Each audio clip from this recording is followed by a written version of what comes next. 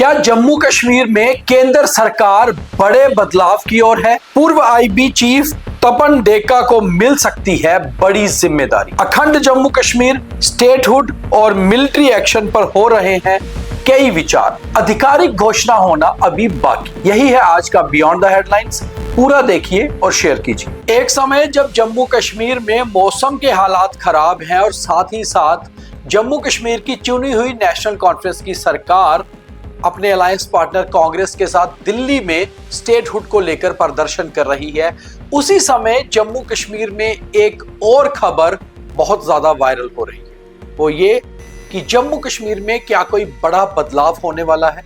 जब हम बदलाव की बात कर रहे हैं तो तब ये नजर आ रहा है कि क्या जम्मू कश्मीर के पावर कॉरिडोर्स में कुछ बदलाव होगा। और पावर कॉरिडोर की बात होती है तो फिर बात होती है लेफ्टिनेंट गवर्नर साहब की। क्या लेफ्टिनेंट गवर्नर बदले जाएंगे? हालांकि पिछले करीबन 24-36 घंटों में बहुत सारे व्हाट्सएप ग्रुप्स में, जहां पर कई सारे सीनियर लोग भी हैं, कई सारे खुफिया जानकारी रखने वाले अधिकारी भी हैं, उन ग्रुप्स में भी ये मैसेज बहुत ज्यादा फ्लोट हो रहा है।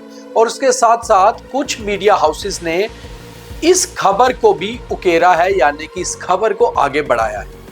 तो क्या इस खबर में कोई सच्चाई है, इस पे भी बात करते हैं। और जो नाम की चर्चा हो रही है, दरअसल वो नाम बहुत इंपॉर्टेंट है। तपन कुमार डेका 30 जून 2026 को director intelligence bureau of India के पद से रिटायर हुए तपन डेका 1988 बैच के हिमाचल प्रदेश काडर के आईपीएस अधिकारी थे और खास तौर पे 1 जुलाई 2022 से लेकर 30 जून 2026 4 साल तक वो इंटेलिजेंस ब्यूरो के डायरेक्टर रहे। आईबी जो हमारी इंटरनल सुरक्षा को देखती है और खास तौर पे जब भारत में सुरक्षा की बात होती है तो लोकतंत्र होते हुए यहाँ डेमोक्रेटिक प्रोसेस की भी बात होती है। यहाँ आईबी की नजर केवल इंटरनल सिक्योरिटी पर नहीं होती बल्कि पॉलिटिक्स पर भी होती है। देश में क्या हो रहा है, किस तरह से हो रहा है, इसमें खुफिया एजेंसी का बहुत बड़ा रोल रहता है। और ऐसे में तपन डेका ने पिछले 4 सालों में अपना रोल बखूबी निभाया। अगर हम ये बात करें कि इंटरनल सिक्योरिटी पर उनकी पूरी नजर रही और उन्होंने कई सारे बड़ी चीजों को बहुत तरीके से अंजाम दिया। पुलवामा अटैक की जो इन्वेस्टिगेशन थी उसको आगे बढ़ाया और तपन डेका के ही रहते हुए ऑपरेशन सिंदूर हुआ, पहलगाम इन्वेस्टिगेशन हुई। हालांकि इन्वेस्टिगेशन एनआईए ने की थी, मगर आईबी का इन सारी चीजों में बहुत बड़ा रोल रहता है। ऐसे में जब तपन डेका रिटायर हुए तो दिल्ली में एक फेयरवेल पार्टी भी हुई, जिसमें गृह मंत्री अमित शाह ने बहुत ही गर्मजोशी से इस बहुत ही सीनियर आईपीएस अधिकारी को फेयरवेल दी।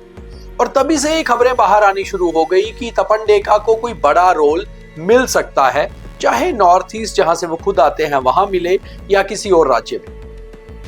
मगर अगर हम एक्सपर्ट्स की बात करें, जो लोग जम्मू कश्मीर की बहुत बेहतर जानकारी रखते हैं, चाहे फिर वो खुफिया एजेंसियों से हो, रिटायर्ड आईएएस या आईपीएस हो या फिर पॉलिटिकल पंडित, वो ये मानते हैं कि जम्मू कश्मीर में अभी काफी सारे बदलाव केंद्र की मोदी सरकार को करने हैं। अखंड भारत की अगर हम बात करें तो उसमें अखंड जम्मू कश्मीर होना बहुत जरूरी है। और जब अखंड जम्मू कश्मीर की बात होती है तो जम्मू कश्मीर का जो एक हमारा हिस्सा अभी भी पाकिस्तान के कब्जे में है, जिसे पाकिस्तान ऑक्यूपाइड जम्मू कश्मीर कहा जाता है, वहाँ हालात वैसे भी बहुत नाजुक हैं और वो हमारा इंटीग्रल पार्ट है। ऐसा 1994 का पार्लियामेंट का हमारा रेजोल्यूशन भी है, जिसमें हम साफ तौर पर कहते हैं कि कभी ना कभी हम वो अपना हिस्सा वापस लेंगे।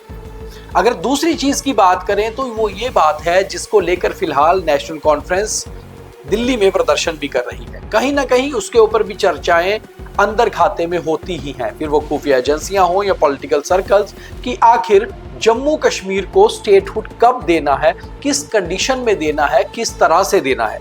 क्या जम्मू कश्मीर को वापस लद्दाख जो यूटी बन चुका है वो हिस्सा आएगा? अगर नहीं आएगा तो क्या जम्मू कश्मीर यूटी से स्टेट बनेगा? और क्या जम्मू कश्मीर पूरा स्टेट बनेगा, या फिर एक बीच में जो मांग उठी थी कि जम्मू को सेपरेट स्टेट किया जाए और कश्मीर को यूटी रखा जाए, ऐसा भी हो सकता है। हालांकि ये सारी बातें जो हम आपको कह रहे हैं ये केवल सर्कल्स में घूम रही हैं, इन पे कहीं पर भी कोई आधिकारिक पुष्टि नहीं है।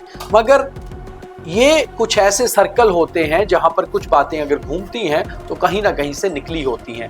और ऐसा नहीं है कि हम आपको केवल व्हाट्सएप यूनिवर्सिटी की खबर बता रहे हैं। इस डिटेल को करने के लिए, इस प्रोग्राम को करने के लिए बहुत सारे उन आधिकारिक सूत्रों से भी बात की है जो इस चीज की पुख्ता जानकारी भी रखते हैं और समझ भी रखते हैं। ऐसे में तपन डेका को अगर जम्मू कश्मीर की जिम्मेवारी दी जाती है तो वो अपने आप में एक बहुत बड़ा कारण हो सकता है। केंद्र सरकार जम्मू कश्मीर को लेकर क्या सोचती है, ये नया एलजी जो भी जम्मू कश्मीर का आएगा, जो भी होगा, उनकी नियुक्ति से साफ होगा कि क्या जम्मू कश्मीर को एक political LG lieutenant governor Manoj Sinha, जिन्होंने अगस्त 2020 से फिलहाल 26 तक अभी भी वही उनके पास ही कमान है, जिन्होंने चलाया है, बेहद अच्छे तरीके से चलाया है। जो रोल, जो असाइनमेंट उन्हें दी गई थी उस पर वो बेहद खरे उतरे हैं। ये कहें कि 100% पूरे उतरे हैं वो भी गलत नहीं होगा।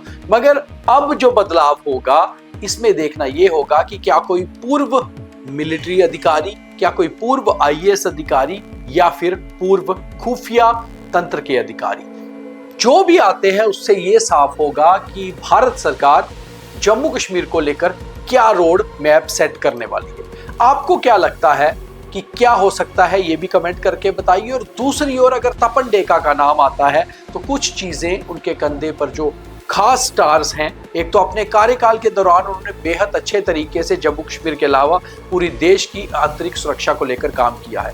वो एनएसए अजीत डोवाल के साथ भी काम कर चुके हैं और उनके बेहद करीब माने जाते हैं। साथ ही साथ वो गृह मंत्री के भी बेहद करीब रहे, जबकि गृह मंत्री ने उन्हें जो भी असाइनमेंट्स दी उन्होंने वो पूरी करके दी। तो जब भारत सरकार ये सोचती है कि आखिर जम्मू कश्मीर का वे फॉरवर्ड क्या होगा, तो ऐसे में तपन डेका का नाम सबसे ऊपर आता है। खैर, सारा फैसला कैबिनेट सब कमेटी को लेना है, गृह मंत्रालय को लेना है। फिलहाल जब तक जम्मू कश्मीर यूटी है तो हमारी जो पूरी जिम्मेवारी है वो मिनिस्ट्री ऑफ होम अफेयर्स की रहती है। और इन सब को लेकर जो भी फैसला केंद्र सरकार लेगी वो शायद कुछ बड़ा फैसला होगा, मगर जम्मू कश्मीर एक बदलाव की ओर आगे जाएगा, ऐसा कुछ नजर आ रहा है।